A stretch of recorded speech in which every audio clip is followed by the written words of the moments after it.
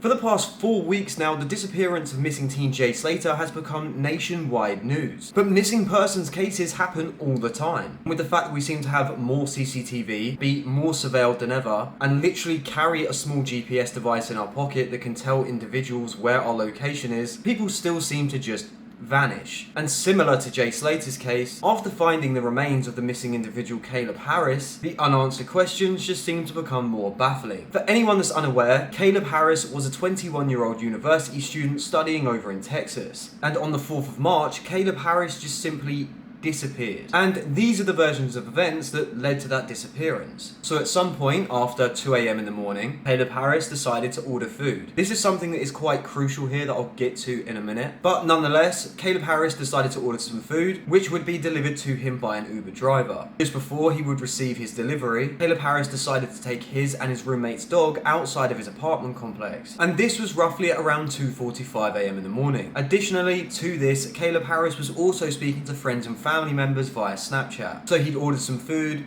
was communicating with friends and family, took his dog outside of his apartment complex, went back inside to his apartment, received his Uber delivery, then decided to leave his apartment barefoot, switch his phone off, and quite simply just vanished off the face of the earth. Now, on the 24th of June, remains were found in a wastewater lift station in Corpus Christi. And that has obviously complicated the case even more. As you can imagine, the self-proclaimed experts have already come out of the woodwork.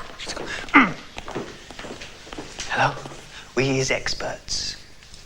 And they're claiming that the location in which Caleb Harris's body was located is a location that's nearly impossible to put himself in. As realistically, what you have to imagine here is that Caleb Harris ordered some food, took his dog outside of his apartment complex, was speaking to friends and family, left all of his belongings at home, turned his phone off, then walked barefoot into the middle of nowhere, and essentially jumped into a wastewater well, or into a facility of a wastewater station, in which they found his remains 40 foot deep inside of wastewater. And due to the advanced state of decomposition, the medical examiner was actually unable to make an identification, nor provide any manner or cause of death. Now, the DNA samples of Caleb Harris were sent to the UNTC-HI so that they could further analyse and look into the DNA of Caleb Harris's parents. And the remains were approximately 2.4 sextillion times more likely to be observed if the unidentified remains originated from a biological child of Caleb Harris's parents, rather than if the unidentified remains originated from an unrelated individual from the Caucasian population, according to the missing persons DNA report that was issued by the university itself. So Caleb Harris's father, Randy Harris, actually spoke out about what had happened. He basically said that the dog returned home but his son never did. He left behind his keys, wallet and vehicle, and that he did have his phone but it had been switched off. In the months since Caleb Harris's disappearance, investigators executed over 50 digital search warrants, submitted 82 preservation requests,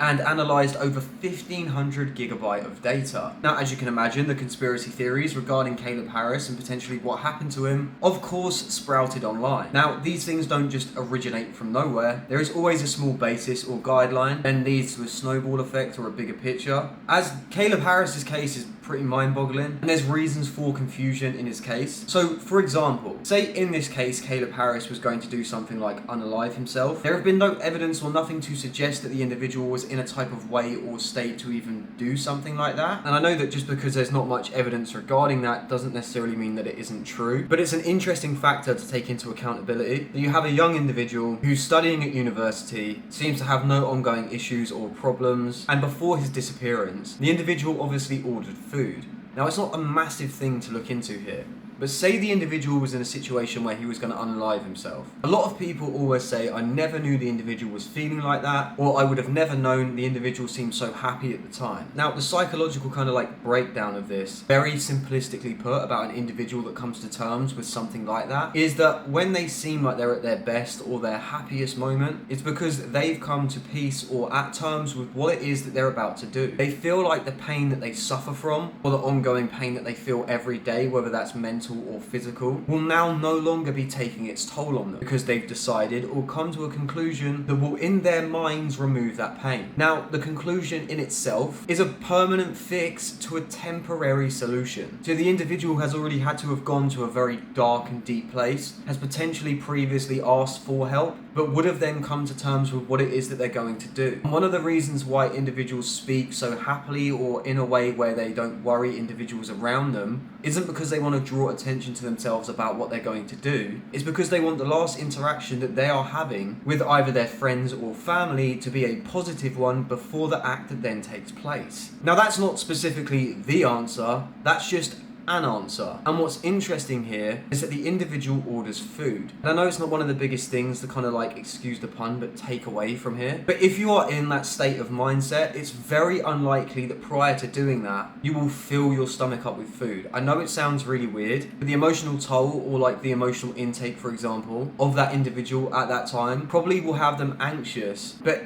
in a state where they feel like the pain will be relieved, but still nervous enough to not put themselves into a situation where prior to a major event like this, they want to like eat a load of food. So the fact that he orders food and then collects it is really strange in itself. Then there were potential Reddit posts that were found, or Reddit accounts that were found, that were potentially linked to Caleb Harris. Now, these were regarding issues of a dating nature between males and females. It's not a crazy one, but due to finding this, people went on to believe that potentially this individual had maybe found someone on a forum, found someone online, and in the early hours of the morning he'd taken himself to a place where he'd gone to meet this individual or individuals, or was potentially being set up by somebody posing to be someone else, which led to a bad situation, in which was the result in his body being found 40 foot deep inside of wastewater. Now I understand how people come to this conclusion. They like skip out this huge narrative where they go, I think that he met someone and that the situation went bad and that led to Caleb's death. Now the huge problem that you have surrounding this is that there's a huge lack of motive for the extreme outcome. Like, the end result doesn't need to be as consequential as this if it's a simple robbery gone wrong, or something to that degree. And the potential of a life sentence over in America, or dependent on the state in which the crime or case takes place, the individual themselves could be put up for the death penalty, which is why over in America they do strongly look at things like motive in most cases. Whether or not the motive be minute or massive, there's no like underlying factors or huge indication as to a reason here. Like, clearly to investigators there may have been some indication, but there hasn't been a massive indication as to online presence, for there being a reasoning behind a motive as to where Caleb went, or whether or not he met individuals or an individual that night, seeing as they have executed over 50 digital search warrants and have analysed over 1500 gigabyte of data, which is kind of like an area that they couldn't really do without a reasoning as to investigation. But that is one of the theories that people have come to regarding Caleb Harris's case. As when you're looking at this case as like an overview, it really doesn't seem like the individual was taking himself to a place or going to a spot where he was going to unalive himself.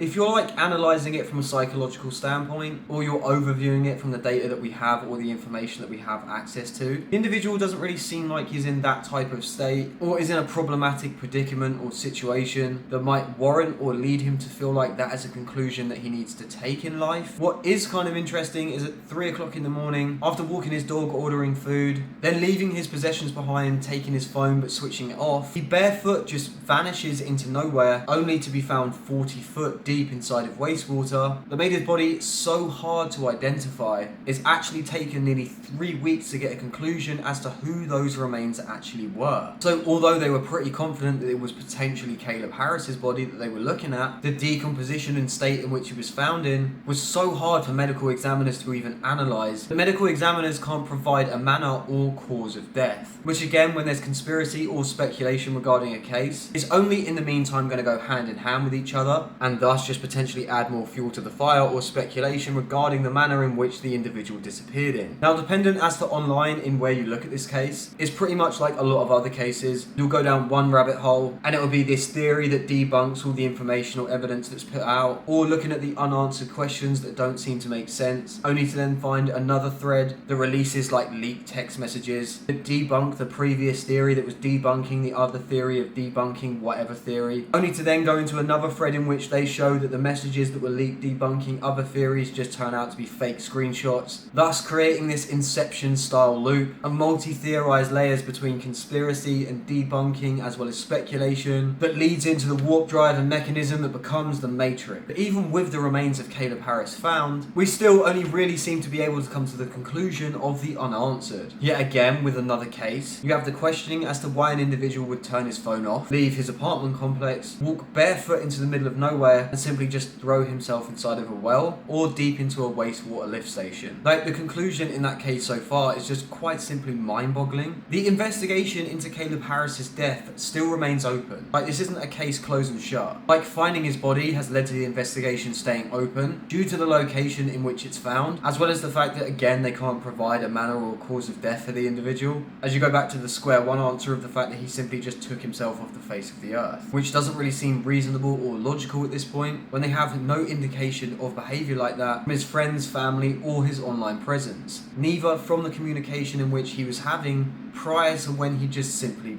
vanished. The gap in which he vanished into is also relatively small. It's quite literally here 1 minute, gone the next. And hopefully, as the investigation remains open, we can actually start to get some of the answers to these questions. But as always, please let me know what your thoughts are in the comment section down below, and be sure to hit the post notification bell if you want to stay up to date with anything regarding Caleb Harris's case or just true crime in general. As always, thanks for watching and have a great day.